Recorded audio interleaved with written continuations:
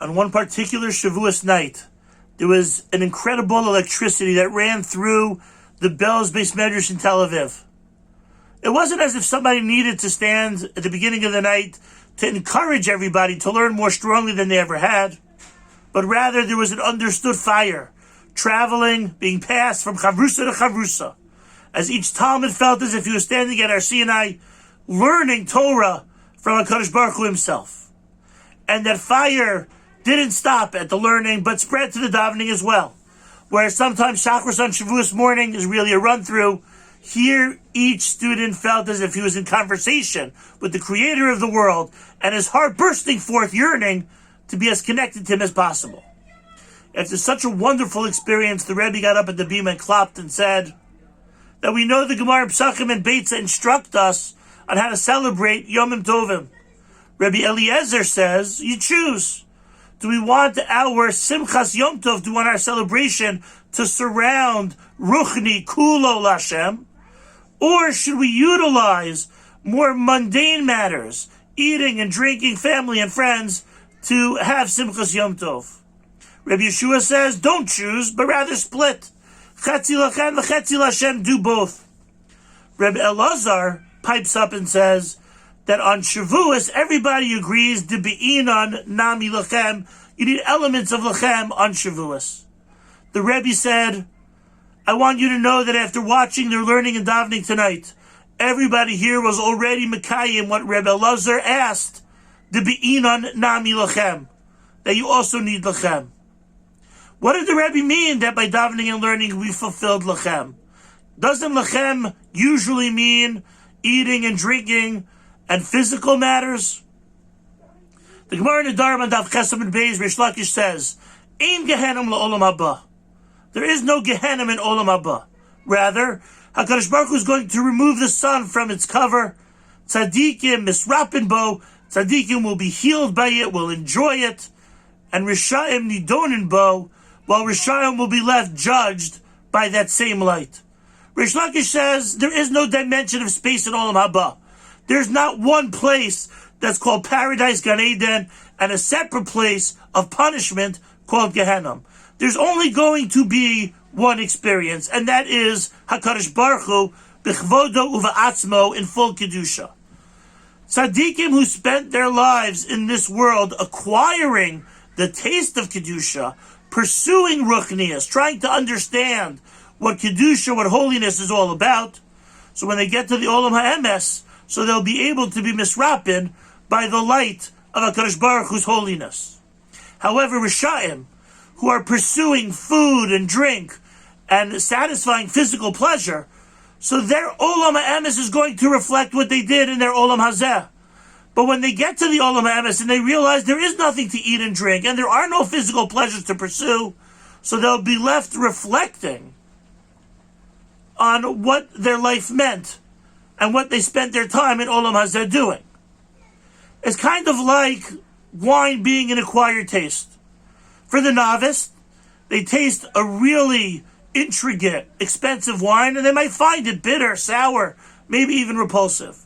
However, somebody who studies, somebody who invests, somebody who builds his taste, his understanding of what the beauty of wine is, so then they'll understand the allure, the charm of a good wine. Same thing with Kedusha. If we spend our time investing, understanding what Kedusha is, so when the time comes, we'll be able to appreciate B'chvodo v'atzmo, the full Kedusha that Hashem is offering. This is what Hosea the Navi means when he says, Mi chacham v'yavin eila navon v'yedaim, who is wise? The one who realizes ki yisharim darchei Hashem, that Hashem's ways are yashar, tzadikim yalchu bam, uposhim yikashlu bam. The very same laws, the very same lifestyles, tzadikim will walk in them, will be guided by them, and poshim, sinners, will stumble in them. Not two separate entities, the same experience, but two separate perspectives. Somebody who's chacham v'navon, somebody who's wise and understanding, looks deeper behind meaning to find what life is all about, so we'll realize that Yisharim Darchei Hashem, that Hashem's ways are righteous, and that's the way that we should go. Somebody who's not chacham, not navom, but just rather pursues physical satisfaction, so then you kashlubam in those very same elements, so they'll despise, they might be repulsed by what Kedusha is offering. As the Rambam writes in Ilchos Deos, that the same way when somebody's sick, sometimes something that's sweet tastes bitter, and something that's bitter tastes sweet. So too, when it comes to Choli HaNefesh, sometimes when the neshama has a problem, so the neshama doesn't realize that Kedusha, which is really sweet, sometimes it'll interpret that as bitter, and instead of pursuing what is sweet, will pursue the bitter and confuse that with something that tastes sweet. Reish Lakish can make a statement like this, because Reish Lakish had a taste of both worlds.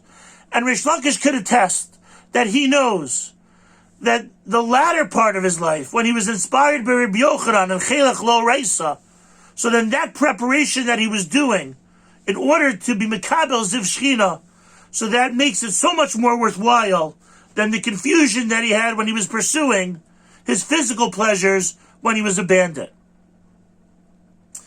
Rav Yaakov Yosef of Polonia, one of the major Talmidim of the Baal Shem Tov, writes, it's the same story when it comes to Makas Choshech. It wasn't that Hashem sent darkness to the Egyptians and sent light to Bnei Yisrael, but rather, as the Makos were winding down and we were getting ready for redemption, Hashem realized that the Jews were on the 49th level of Tumah, and to merit redemption we needed an injection of Kedusha. So Hashem sent down Ruchnius and Kedusha to the world. However, they were perceived by two different groups in two different ways. For those who didn't have any understanding, appreciation for Kedusha, so they saw darkness. It was even scary. They weren't even able to move. But for Bnei Yisrael, even the ones who were on the 49th level of Tumah, but yet they yearned for something different. They wanted to find HaKadosh Baruch Hu and Kedusha. So for them, Uluchol Bnei Yisrael Haya Or B'Moshe Vosam.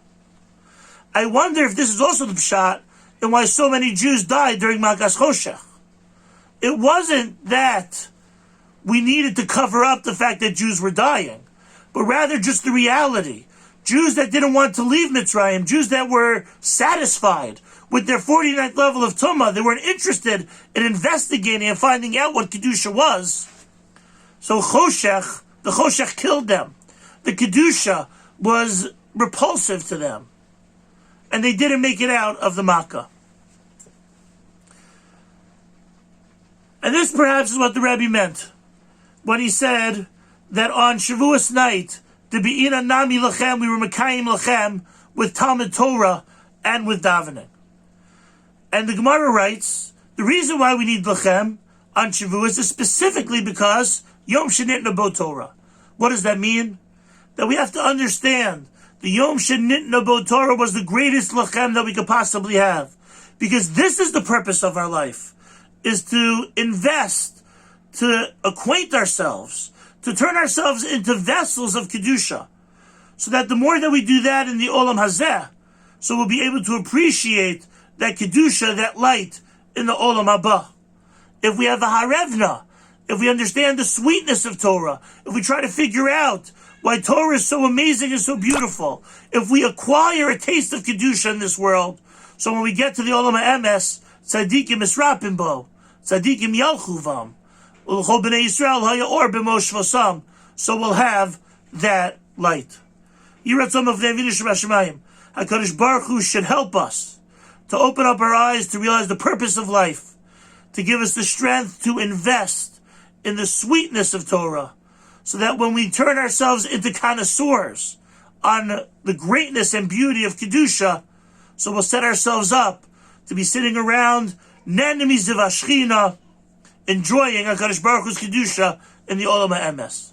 Have a great Shabbos.